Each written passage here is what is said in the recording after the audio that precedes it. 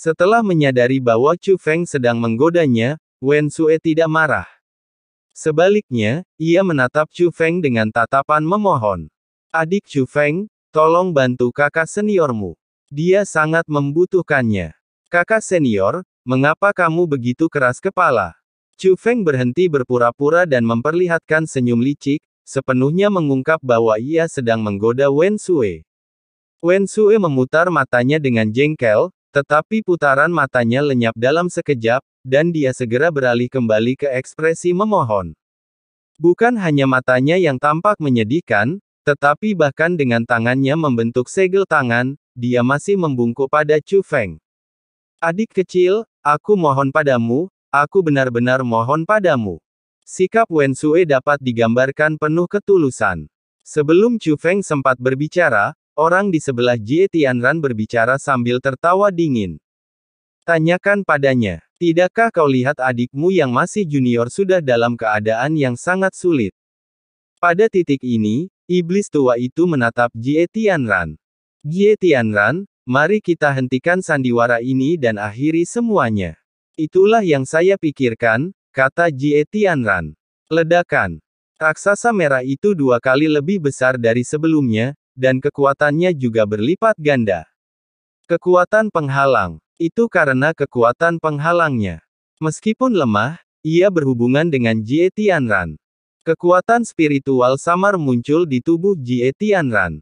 Meskipun sangat lemah, itu cukup untuk membentuk penghalang. Bagaimana ini bisa terjadi? Apakah dia menyembunyikan sesuatu selama ini? Melihat ini, Wen Sue tampak putus asa. Dia sudah melakukan semua yang dia bisa di sini. Menghadapi situasi ini, sekalipun tidak bersedia, tidak ada yang dapat dilakukan. Kakak senior, singkirkan kekuatanmu. Pada saat itulah Chu Feng berbicara. Bagus. Wen Sue mengangguk, suaranya lemah dan lesu, tetapi dia berhenti melepaskan kekuatan garis keturunannya dan bersiap untuk menyerah. Dia tahu bahwa berjuang keras pun harus dilakukan dalam situasi yang berbeda-beda. Kalau bisa berjuang, ya berjuang saja. Tapi percuma berjuang meski tahu tak akan menang. Berdengung. Tetapi pada saat itu juga, cahaya yang terpancar dari pohon Chu Feng bersinar lebih terang lagi, yang mana membuat Wen Sue yang jelas-jelas telah menarik kembali kekuatan garis keturunannya merasa khawatir. Setelah mengamati lebih dekat, dia menyadari bahwa itu adalah Chu Feng. Wen Sue yang tadinya merasa sedih, tiba-tiba menjadi gembira. Karena tubuh Chu Feng juga memancarkan kekuatan spiritual, dan itu bahkan lebih kuat dari Jie Tianran. Hasilnya, kekuatan pohon besar Chu Feng mampu menahan kekuatan gabungan Jie Tianran dan iblis itu. Adik Chu Feng, apakah kamu punya trik ini? Kalau begitu, aku akan membantumu. Saat Wen Sue berbicara, dia hendak melakukan gerakan lain. Namun Chu Feng angkat bicara untuk menghentikannya. Kakak senior, istirahatlah. Aku akan mengurus mereka sendiri. Setelah berbicara, Chu Feng memandang Jie Tianran. Bajingan tua, kau pikir kau satu-satunya yang mendapatkan kekuatan spiritual. Aku sudah mendapatkan lebih banyak darimu. Setelah dia selesai berbicara, beberapa cabang lagi yang dipenuhi petir menjulur keluar dan menyerang raksasa merah itu dengan kekuatan badai. Jie Tianran, cucumu memang tidak mudah dihadapi. Orang di samping Jie Tianran menghela nafas. Jie Tianran tetap diam, tetapi wajahnya sangat muram. Seketika kesadarannya mulai melemah, dan ia mulai menggunakan gaya bertarung yang putus asa. Kalau begitu mari kita lihat siapa yang kemauannya lebih kuat. Chu Feng terus meningkatkan kekuatannya, kesadarannya menjadi sangat lemah sehingga tampaknya angin kencang dapat dengan mudah meniupnya. Meski angin kencang bertiup di sini karena pertempuran, kesadaran Chu Feng tidak mau hilang. Pada saat itu, kekuatan garis keturunan Wen Sue sekali lagi menutupi pohon besar yang dikendalikan oleh Chu Feng. Adik junior, berikan semua yang kau punya dan kalahkan mereka. Wen Sue berkata pada Chu Feng. Melihat reaksi Wen Sue, Chu Feng berhenti mencoba membujuknya. Kalian berdua bocah nakal, apa kalian benar-benar mengira aku tidak ada? Namun, saat Wen Sue kembali bergabung dalam pertempuran, orang di sebelah Jie Tianran juga mulai bertarung mati-matian. Meskipun raksasa merah dan pohon raksasa hijau berada di bawah berkat, ia beberapa kali lebih kuat dari bentuk aslinya. Namun dalam pertemuan mereka saat ini, hasilnya masih belum pasti.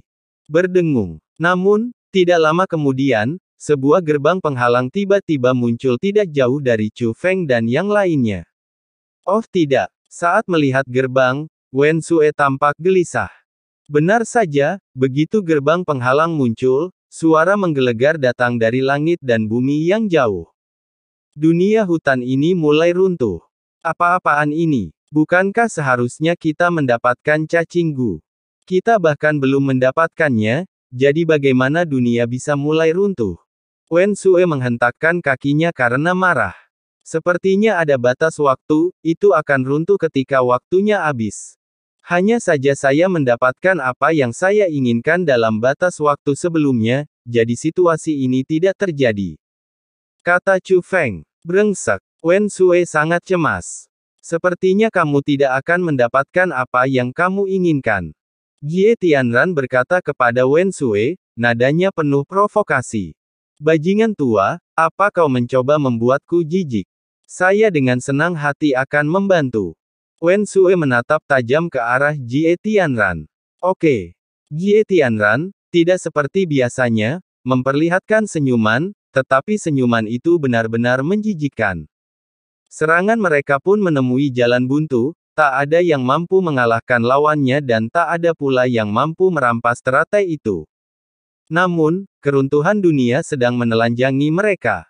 Meskipun dunia ini luas, kehancurannya tak lama lagi akan menjemput. Baiklah, aku akan memberikannya padamu. Setelah berkata demikian, Jie Tianran benar-benar menghentikan serangannya, berbalik dan pergi meninggalkan binatang merahnya. Menyerah pada titik ini benar-benar membuat Wen Sue bingung. Tapi Wen Sue masih menatap Chu Feng, saudara muda. Chu Feng mengerti maksud Wen Sue, jadi dia mengangguk, pergi dan ambillah. Melihat Chu Feng setuju, Wen Sue buru-buru pergi ke bunga teratai dan langsung memegangnya. Akan tetapi, begitu Wen Sue menggenggam bunga teratai, alisnya berkerut dan wajahnya sedikit berubah. Itu adalah serangan teratai. Seperti yang dikatakan Chu Feng, meskipun teratai telah menyusut hingga ukuran ini, ia masih memiliki kemampuan menyerang. Untungnya, Wen Sue dapat menahan serangan itu, dia menahan rasa sakit dan mencabut bunga teratai. Dia hendak bersorak dan merayakan bersama Chu Feng ketika wajahnya tiba-tiba membeku. Sejumlah kecil kekuatan teleportasi muncul. Sebenarnya itu berasal dari dalam bunga teratai. Kekuatan teleportasi menyelimuti cacing gu. Saat berikutnya, cacing gu menghilang dan muncul di tangan Jie Tianran. Setelah diperiksa lebih dekat, Jie Tianran, yang berdiri di depan gerbang penghalang, juga memiliki kekuatan teleportasi yang sama di telapak tangannya. Sebuah formasi. Jelas, Jie Tianran diam-diam memasang susunan teleportasi ini saat pertarungannya dengan Chu Feng. Alasannya menyerah bukanlah untuk menguntungkan Chu Feng, tetapi hanya untuk menggunakan susunan teleportasi guna mendapatkan cacing gu setelah melarikan diri. Lagi pula, tujuan utamanya adalah cacing gu. Chu Feng, kamu masih terlalu hijau. Tapi tak apa, masih ada waktu. Kuharap kau bisa menemukan cacing gu yang cocok.